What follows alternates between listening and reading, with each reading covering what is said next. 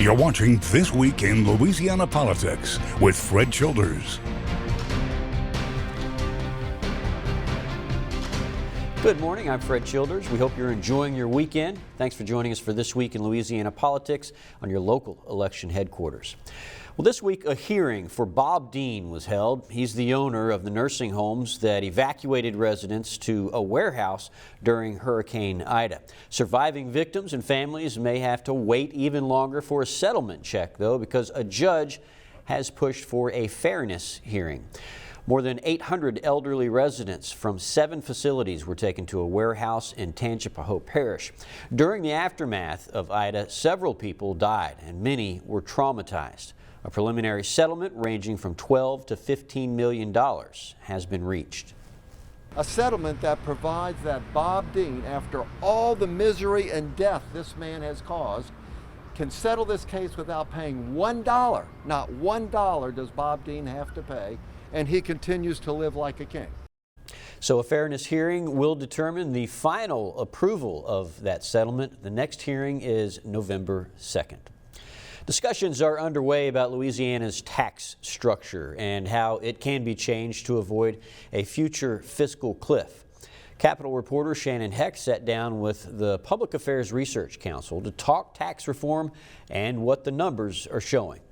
A recent study group formed to look at ways to eliminate the income tax. But lawmakers brought up other tax reforms, like lowering the sales tax, raising property tax, or reducing the number of credits and exemptions. The Public Affairs Research Council says that many agree the tax structure isn't great, but it is difficult politically to change. The process of going through reviewing the tax code with the goal of eliminating the income tax, I think that might be able to lead to several reforms, even if it doesn't get rid of the income tax. When tax revenue is removed, there has to either be cuts or an increase somewhere to fill the money gap. In 2025, the temporary half-cent sales tax will roll off, and Parr says there needs to be a plan in place on how to handle that loss of money. I think there's a tension between people that want to renew the sales tax. Most of those people aren't in the legislature. I don't think there's anywhere near a majority for that. I think it's going to roll off. The key is how. Are we just going to get to the date and let it just drop off, or do we have some sort of glide path? In the last few years, the state has had billions of dollars flowing from the federal government for pandemic and hurricane aid. But that has now dried up, so making the budget will be a tighter process, especially with tax reform. Next year, we're going to be back in a posture which says, oh, wow, we don't have enough money for everything. But that's because we spent that money properly paying down debt on short-term things like infrastructure. And for now, studies are being done to reach the goal of some kind of reform. For your local election headquarters, I'm Shannon Hecht. A Livingston Middle School librarian who filed suit against 2 men for defamation saw her case thrown out by a judge this week. It all started with a battle over children's books in the library on sex education, gender, dating, and LGBT themes. The librarian, Amanda Jones, says Ryan Thames and Michael Lunsford posted online that she advocates teaching sex to 11-year-olds. She sued for defamation, but the judge said the standard for defamation was not reached. You know, I have to say, judging from our actions and the things that we've done, I'd say it was right on par with what it should have been. This is the culture war coming to Louisiana. This has been raging all over the country, and this is the first time it's come to Livingston Parish. But it was important that these people took a stand, because the slide into extremism is insidious. The judge said this was a public matter and found that Jones was a, quote, limited purpose public figure, and despite an alleged death threat, she was not harmed by what the 2 men said online. Jones' attorney says they plan to appeal. Baton Rouge Mayor President Sharon Weston Broome is addressing the surge in violent crime. This comes after LSU student Allie Rice was gunned down at a railroad crossing in the heart of the capital city. Mayor Broome said she is frustrated at the crime being committed by repeat offenders who have often been arrested for other crimes before. Baton Rouge Police Chief Murphy Paul said it is believed to be gang violence taking place in the city. He also emphasized working with community partners to identify criminals. We're hearing more from the woman who was denied an abortion despite being told her fetus would not live outside the womb and traveled out of state to get the procedure. Nancy Davis and her attorney Ben Crump have been calling for the state to clarify the state's laws. They believe her doctors misinterpreted what they are allowed to do and are in fear of being charged with a crime. His state, like the other states, half of the voters are women. And we believe that they're going to remember that the governor and the legislature did not put their health as a priority. They said it doesn't matter. We're putting politics ahead of people. The governor needs to put people ahead of politics. Exhibit 1 is Miss Nancy Davis. Crump has not filed any lawsuits over the case, but continues to make a push for changes. The litigation over the state's abortion laws is ongoing. Well, this week, the Army Corps of Engineers gave the final report on the proposed sediment diversion project in the Mid-Barataria Basin, but there are concerns over the impact of that project. Shannon Hecht heard from CPRA on how they plan to minimize the possible damage.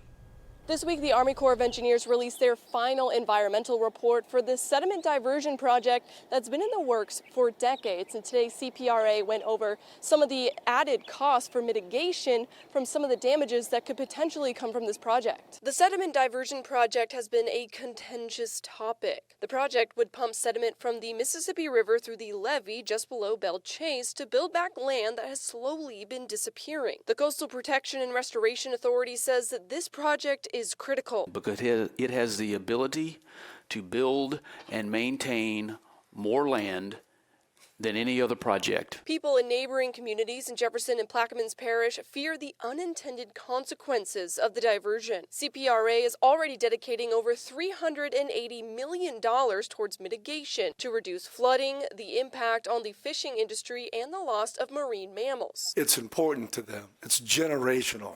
So we all understand what's happening with these families and their concern. The Army Corps still has to decide on if the project is in the best interest of the people before allowing it to move forward. The next line of approvals from the Army Corps is expected to come through in December, and CPRA says that they're going to continue to have conversations with the communities that could be impacted by this project. At the Capitol for your local election headquarters, I'm Shannon Hecht.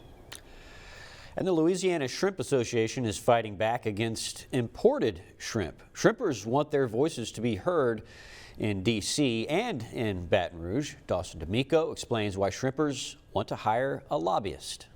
We have a lot of issues in the industry. The prices went from $4 a pound down to $1.20. It's getting dire need. You know, we've been screaming and hollering. This task force has been together since 2010. We can't get anybody in Washington to do the job that we need. The shrimping industry is worth billions of dollars to the Louisiana economy. Shrimpers along the coast catch millions of pounds of shrimp every year. Now shrimp being imported is driving the price down, forcing many shrimpers to dock their boats. Cooper says this could impact many coastal towns who rely on the commercial shrimping for a living. The industry is going to fall. You know, you're talking about rural communities that's going to lose out on this. Why would anybody want to live in these areas if it wouldn't be for the fishing industry? So you're talking about rural communities that's just going to be left out in the cold. It's going to be over with. The heritage, the culture. Cooper's proposal for a lobbyist representing the association can help keep the focus on the failing industry since lawmakers have ignored their voices and concerns. We can't continue talking on deaf ears. We need somebody up there 24/7 to speak for us and talk to the right people. You know, we talked to our delegation up there, but that might be all the right people. You know, the administration, the Biden administration, here in the state, the governor. You know, the governor and the wildlife fishery does do a lot for us, but, you know, the voice needs to be there. New state-by-state figures from the White House detail how many people qualify for the president's student loan forgiveness plan. In Louisiana, 40% of all adults who attended college could see relief. The numbers reveal more than 600,000 borrowers and more than 400,000 Pell Grant recipients will be eligible for that relief. The income threshold is $125,000 for individuals and $250,000 for families.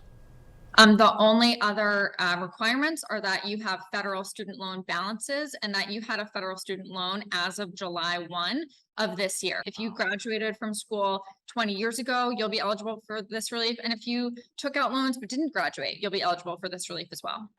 The Department of Education is setting up a website to apply. Head to studentaid.gov debt relief and enter your email address to be alerted when the application is posted. Recalls, investigations, and lots of controversy. That's what two embattled Louisiana mayors from two different cities are dealing with. We'll have their updates next.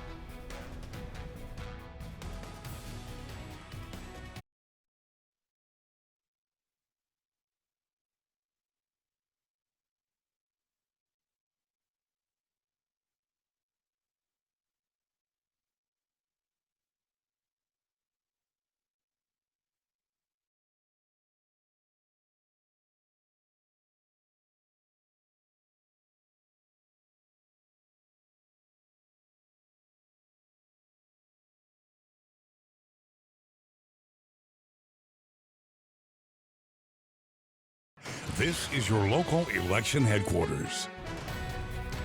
Welcome back. The controversy over whether the mayor of New Orleans should repay the city for her first-class travels could take a new turn. Two council members say they may take the money out of her salary. LBJ reports. If she doesn't pay it back, I believe the council is going to be forced to have to reduce her salary by roughly the amount of the dollars that she spent on luxury travel, which is around $30,000. That was the shot heard across New Orleans as city council members J.P. Morrell and Helena Moreno proposed docking Mayor LaToya Cantrell's salary to pay travel expenses. Since by ordinance the council sets the mayor's salary, this could happen. But WGNO legal analyst Cliff Cordone says doing so poses other legal questions. That probably is a question as to whether or not she's an employee or an elected official and whether she's obligated. It probably was going to require the courts to weigh in on that. There will be no reimbursements to the city of New Orleans. The mayor's refusal to pay the city back has angered many residents and has been a lightning rod for backers of the recall effort. One response on our WGNO Twitter account stated, absolutely yes, any other employee would get fired for running up personal expenses against company policy. Councilwoman Moreno agrees. I think just like optics-wise, I wish that she would have come to her senses and paid that back and reimbursed the people of the city for that luxury travel. But everything that I've seen and that you've reported on is that she's not going to pay it back. For WGNO News, I'm LBJ. Well, in Lafayette, there is also controversy surrounding the mayor-president. Lafayette City Council members voted unanimously to fund the $100,000 investigation into Mayor-President Josh Guillory awarding drainage contracts. Rodrika Taylor has the details. I sent you guys the complete answers to the questions, to the 18 questions, electronically over the weekend. But also, I wanted to provide you a printed, numbered, hard copy in person. As the city council met to decide how the funds and if they should move forward with the investigation, the mayor-president Josh Guillory came with a surprise. I am confident that you all have the capacity and capability to review this information without having to pay someone to read through it for you at great expense to our taxpayers. He says he submitted more than 3,500 sheets of paper to answer the questions the city council wanted. Now, I know that every question you had is answered in great detail right here. So my hope is that we can avoid spending $100,000 in taxpayer money to reproduce these exact same documents that you have in your possession. Councilwoman Nanette Cook says Guillory probably saved some of the money from being spent, but they were moving forward with the investigation. It's a lot of stuff that basically we're going to submit to our investigative team just to help us to understand it. So, but I do appreciate you submitting that. The city council then allowed public comment. Many people spoke to the city council in favor of having the investigation. I'm just here to ask you to do the right thing. This is not personal. I really just want to know the answers. If we'd gotten these answers several months ago, I think a lot of people would put their minds to rest. With a unanimous vote, the investigation was approved to be funded with money from the general fund. We pray you will be successful in uncovering who is actually gaining from this poorly planned and badly executed project. Coming up, an update to Puerto Rico's recovery efforts after Hurricane Fiona made landfall 1 week ago, and political ads in the race for the U.S. Senate have begun. We'll tell you what the candidates are saying. That's next.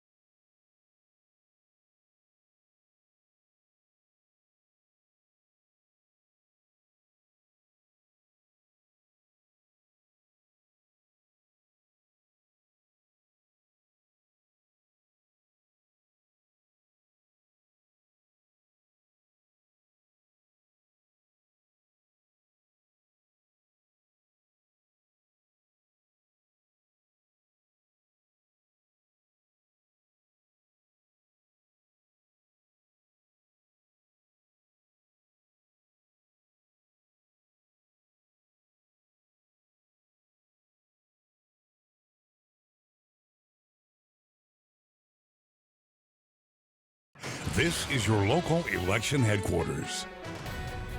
Welcome back. This week, Puerto Rico was slammed by Hurricane Fiona. A resident there, originally from New Orleans, gave us a look at the damage and the struggle to recover. Jordan Lippincott reports. Most of the island of Puerto Rico remains without power Monday evening after Hurricane Fiona made landfall Sunday as a Category 1 storm. And as of Tuesday morning, another hurdle. From my understanding, all the water stopped early this morning, so we have no running water as of right now also. Jason Routson, a former New Orleanian who now lives in Carolina, Puerto Rico, says at first the winds proved stronger than the rain, and video from another part of Puerto Rico shows water washing away a newly constructed bridge. When you see the video like that, it's scary. Thinking that you're on a steel constructed beam bridge and you would be able to cross it, and all of a sudden the water just takes not only the bridge but all the metal that's connected to the bridge from the roads surrounding it with it. Routson believes the island will take a financial hit because Puerto Rico relies heavily on tourism and that some may suffer more than others. Your tourists are going to stay or go to the larger properties like the Hiltons and, like I was saying, the Marriotts and Hyatts and stuff like that have generators and have full service restaurants that are running. So it's gonna hurt the smaller businesses, I think. However, Routson believes the island will persevere. We'll make it through, but it is funny to go from one area in the states prone to hurricanes to another, and it's definitely a unique experience. Lawmakers on Capitol Hill are considering their next move to better protect the country's aging water infrastructure against natural disasters. A House hearing this week came amid the aftermath of Hurricane Fiona in Puerto Rico and the water crisis in Jackson, Mississippi.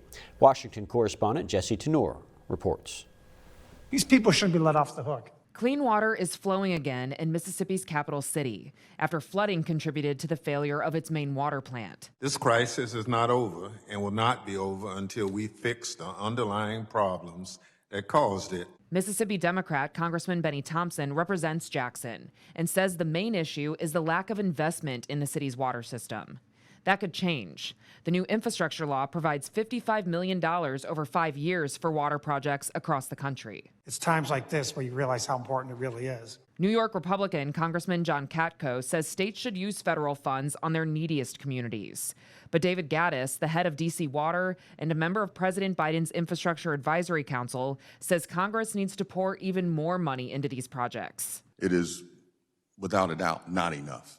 The American Water Works Association estimates the price tag for upgrades and upkeep of the nation's outdated water systems is about $1 trillion over the next 25 years. As a federal taxpayer, I'd be willing to pay a little bit more on the front end, so we're not coming back time and time again with these types of failures. Craig Fugate, a former FEMA administrator, says the U.S. has to also build climate resilience into water systems and better protect them against another major threat, cyber attacks. Neither were things we were planning for when I started my career, and now they're at the pinnacle of the risk to our nation. In Washington, I'm Jesse Tenor.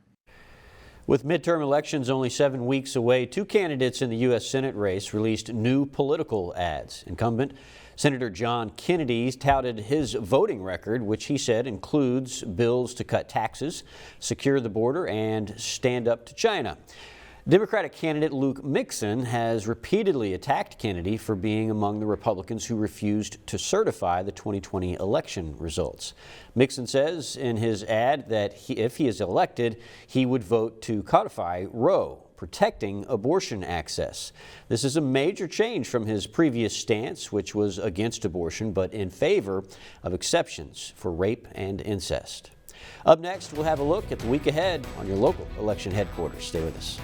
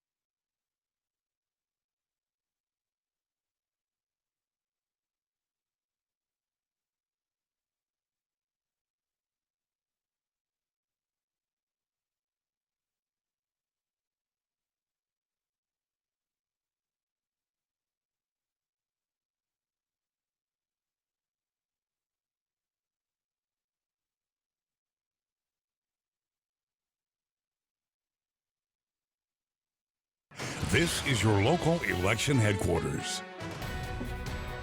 Welcome back. Looking ahead to the coming week, on Monday, State Superintendent Cade Brumley will be addressing the Baton Rouge Press Club at noon. We can expect an update on school choice options for students.